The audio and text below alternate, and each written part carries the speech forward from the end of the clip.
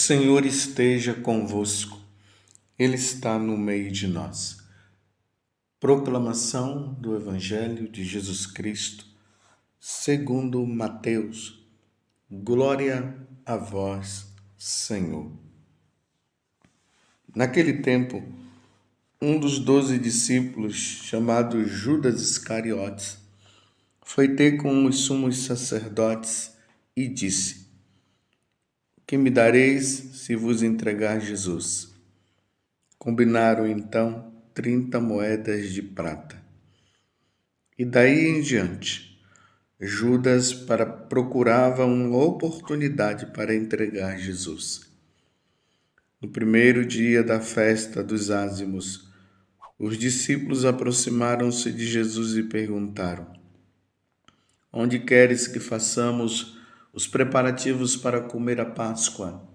Jesus respondeu: Ide à cidade, procurai certo homem e dizei-lhe: O mestre manda dizer: O meu tempo está próximo, vou celebrar a Páscoa em tua casa, junto com meus discípulos. Os discípulos fizeram como Jesus mandou e prepararam a Páscoa. Ao cair da tarde, Jesus pôs-se à mesa com os 12 discípulos. Enquanto comiam, Jesus disse: Em verdade, eu vos digo, um de vós vai me trair. Eles ficaram muito tristes e, um por um, começaram a lhe perguntar: Senhor, será que sou eu? Jesus respondeu: Quem vai me trair é aquele que comigo põe a mão no prato. O Filho do Homem vai morrer conforme diz a Escritura a respeito dele. Contudo, ai daquele que traiu o Filho do Homem. Seria melhor que nunca tivesse nascido. Então Judas, o traidor, perguntou: Mestre, serei eu? Jesus lhe respondeu: Tu o dizes. Palavra da salvação. Glória a vós, Senhor. Meus irmãos e minhas irmãs, estamos na quarta-feira santa. E, mais uma vez, estamos refletindo sobre o mistério de Judas. Judas Iscariotes. Aquele que ficou conhecido entre os evangelistas, Mateus, Marcos, Lucas, João, como o traidor. Eu digo os evangelistas porque foi eles que deixaram escrito, eles narraram a vida de nosso Senhor Jesus Cristo. E sempre que a referência vinha a Judas, era que ele era o traidor. Quando eles narravam a escolha dos apóstolos, dos 12, por parte de Jesus, eles sempre terminavam dizendo: E Judas Iscariotes, o traidor. Na segunda-feira passada, quando estava ocorrendo aquela festa na casa de Marta, Maria e Lázaro, ali uma comemoração, um agradecimento a Jesus por ter ressuscitado Lázaro. Maria, ela fez um gesto maravilhoso que Jesus disse que aquele gesto dela jamais seria esquecido. Maria simplesmente foi lá e ungiu os pés de Jesus com um óleo de nardo, nardo puro, um nardo caríssimo. E Judas, vendo Maria fazendo aquilo, ele disse: que desperdício. Poderia pegar esse dinheiro e dar para os pobres. E, na verdade, João, que escreve o Evangelho, que também é o apóstolo, disse que Judas não estava falando aquilo porque ele estava lembrando dos pobres, mas porque ele era responsável pelo dinheiro ali da comunidade dos apóstolos junto com Jesus, e ele era um ladrão. Duas características que ficou nos primeiros cristãos: Judas, ladrão; Judas, traidor. E hoje nós vemos mais uma vez a narração dessa tentativa de Jesus de fazer com que Judas tomasse consciência que o Senhor estava sabendo, que Jesus estava sabendo das tramas dele. Era a oportunidade de Judas se converter, de mudar de vida, e isso não aconteceu. Vimos ontem a narração feita por São João, hoje São Mateus. Vocês veem que estamos no capítulo 26 do Evangelho de São Mateus, do versículo 14 até o versículo 25. E aqui começa Judas trabando. Ele foi lá diante do sinédrio, aqui fala do sumo sacerdote, e faz a proposta. O que me deveis, o que me dareis se vos entregar Jesus? Está vendo que o dinheiro está sempre em volta?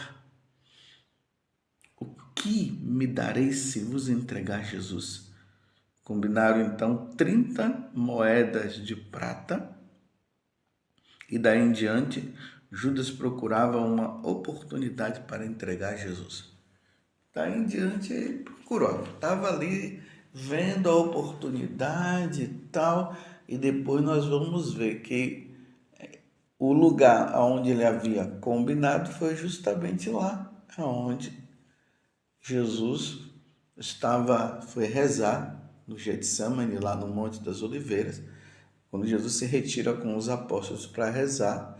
E Jesus, sabendo do que já iria acontecer, entrou numa profunda tristeza ao ponto de suar sangue. E aí Judas chega, porque Judas não estava com os apóstolos naquele momento. Apesar de Jesus ter se retirado a uma distância de um atirar de uma pedra, e os apóstolos ficaram lá dormindo, Jesus se entristeceu porque eles estavam dormindo. Mas nesse momento, Judas já tinha ido lá para dar razão ao esquema dele, sendo que Jesus tinha já dito ali na última ceia, porque nós estamos no momento da última ceia, e Jesus deu a oportunidade a Judas de mudar de vida. Olha como foi que Jesus fez. A narração agora de São Mateus. Ontem nós vimos de São João, hoje é a de São Mateus. Jesus fala e deixa bem claro: um de vós, em verdade eu vos digo, um de vós vai me trair. Então estão ali os apóstolos na última ceia, na primeira missa que Jesus vai celebrar, porque a última ceia de Jesus é a primeira missa também. E ali ele institui o sacramento da Eucaristia e do sacerdócio. Isso nós veremos na missa do lava-pés, que nós damos o nome tradicionalmente missa do lava-pés, mas é a última ceia. Isso acontecerá na quinta-feira. Então Jesus fala, e todos os apóstolos ouviram, Judas também ouviu. Era a oportunidade de Judas mudar de vida.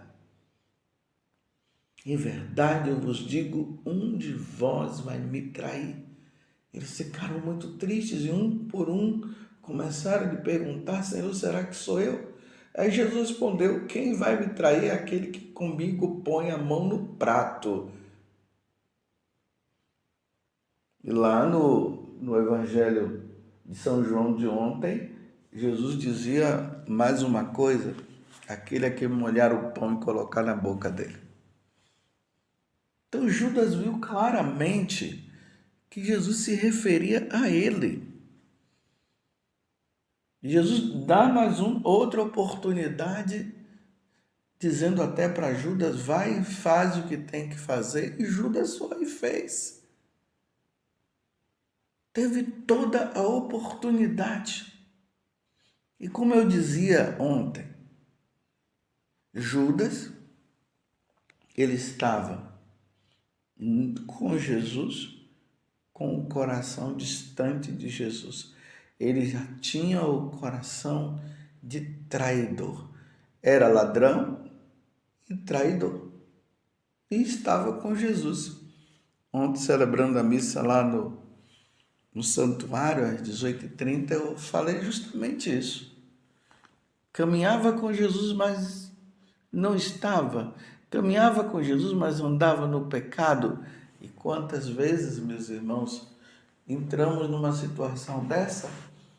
Vamos à missa, somos de missa diária e tudo, mas estamos traindo, estamos cometendo pecados mortais, os pecados relacionados aos 10 mandamentos, os pecados mortais.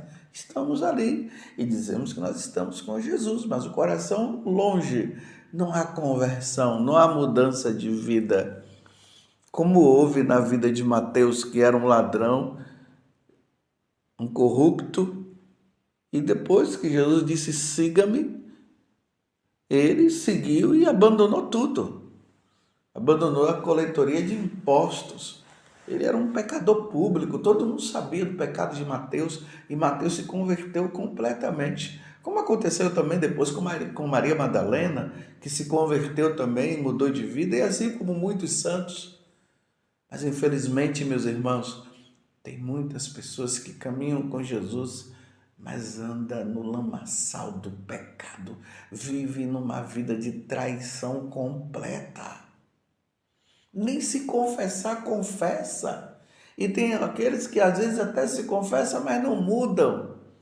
Continuam na vida errada, embora esteja com Jesus. Você está compreendendo? E quando eu falo isso, é para você se avaliar, é para eu também me avaliar. Eu estou com Jesus, mas eu sou Judas, mas vivo como Judas, traindo o meu amado Senhor que deu a vida por mim. E aí, meus irmãos, no Evangelho de hoje, Jesus fala uma coisa que precisa calar forte no nosso coração e nós precisamos meditar sobre isso. Vejam só, versículo 24, lembrando que nós estamos no capítulo 26 do Evangelho de São Mateus. Olha só o que Jesus disse: o Filho do Homem vai morrer, conforme diz a Escritura a respeito dele. Contudo, ai daquele que trair o Filho do Homem, seria melhor que nunca tivesse nascido. Então Judas, o traidor, perguntou: mestre, serei eu? Jesus lhe respondeu: tu dizes. Está vendo? Jesus agora fala claro para Judas: tu dizes. Eu sei, Judas, de tudo que você está pensando, eu sei tudo que você está tramando. Judas não mudou, meus irmãos. Não mudou. Apesar de Jesus ter dito: ai daquele que traiu o Filho do Homem, seria melhor que nunca tivesse nascido. Não é que Jesus esteja amaldiçoando, não. Jesus está dizendo que a condição da pessoa que trai, que o trai, é uma condição que seria melhor que ele não tivesse nascido. Imagina, meus irmãos, nós nascemos para amar e servir a Deus. Nós estamos neste mundo de passagem. O nosso habitat eterno será no céu, convivendo com o Senhor. A nossa vida aqui na terra é uma preparação. Ou nós nos preparamos para ir para o céu, ou nós nos preparamos para ir para o inferno. Não tem outra condição. Não tem outra. O inferno não foi criado para nós, foi criado para Satanás. Para todos aqueles que lá no céu se rebelaram com Deus, foi para eles. E eles não vão se arrepender dos pecados cometidos. Nós somos criados para o céu, eu estou sempre falando isso e você precisa entender isso. Eu não estou brincando, é uma verdade. Mas passa a vida toda nessa terra, uns com menos tempo, outros com mais tempo. E é uma vida de preparação para o inferno. Então era melhor não ter nascido. Mas você poderia dizer assim, então, mas por que Deus me criou? Deus me criou você, nos criou para que nós possamos estar com Ele um dia. Olha que maravilha. Olha a bondade de Deus. Ele nos criou para estarmos com Ele. Mas, se nós o abandonamos, se nós não queremos saber dele, o que será? Era melhor não ter nascido. Olha o que é que Jesus fala com Judas. E vocês viram depois o que foi que aconteceu com Judas. Quando ele viu Jesus sendo levado, ele ficou arrependido ali, aquela coisa toda. Mas não foi um verdadeiro arrependimento, porque o arrependimento gera conversão, pedido de perdão. Ele simplesmente foi lá e se enforcou. Além de ter traído Jesus, ainda se enforcou. Que situação difícil de Judas. Mas eu digo, e você, meu irmão?